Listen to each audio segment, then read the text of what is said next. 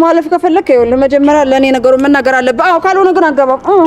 እንዳስቸገርኩ አውቃለሁ፣ ግን ደግሞ እስካሁን ከቆየሁት አይበልጥም ቃልዬ። አንቺ መላጢት ግን እኔ በማድረገው ነገር ትቀኛለሽ አይደለ? ለዛ ነው አይወጥልሽም።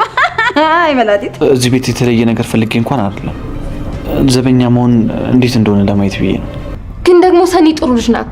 ስለዚህ በቃ አብራኝ ትሁን። ዞሮ ዛሬ ረፍት እያደረገች ነው። ማንም እንዲረብሻት አትፈልግም። በቃ ሂድ። ደህና አይደለችም እንዴ? አንተ ምን አገባ? እኔ አንተን አላናገርኩም። የጠየቁት ግን ነው። ፈጣሪ አውጣኝ። ሊጣሉ ነው መሰለኝ። አይ ምን በተጣሉና እንደው ባረገውና ትንሽ በሳኩኝ። የማርኮ ከልክ ያለፈ ጋጠ ወጥነት፣ የሉሊት የሁል ጊዜ ድብብቆሽ የተሞላበት ኑሮ፣ የፂ በየቀኑ መበሳጨት እና የሞዴሉ መንገላታት እስካሁን ባየናቸው የሐረግ ድራማ ክፍሎች በሚገባ ታዝበናቸዋል። ቀጣዩ የሐረግ ድራማ ክፍሎች ደግሞ የማርኮን የደነደነ ልብ ተንፈስ የሚያደርጉ፣ የሱራን መልካምነትና ታማኝነት አጉልተው የሚያወጡ፣ የፂን ብስጭትና መንጨርጨር ወደ ሳቅና ጨዋታ የሚቀይሩ፣ አለፍ ብሎም ፂንና ሞዴሉን በፍቅር ተጣምረው የምናይባቸው እንደሚሆኑ እናምናለን። እስከዛው ቻናላችንን ሰብስክራይብ በማድረግ ቤተሰብ ይሁኑ።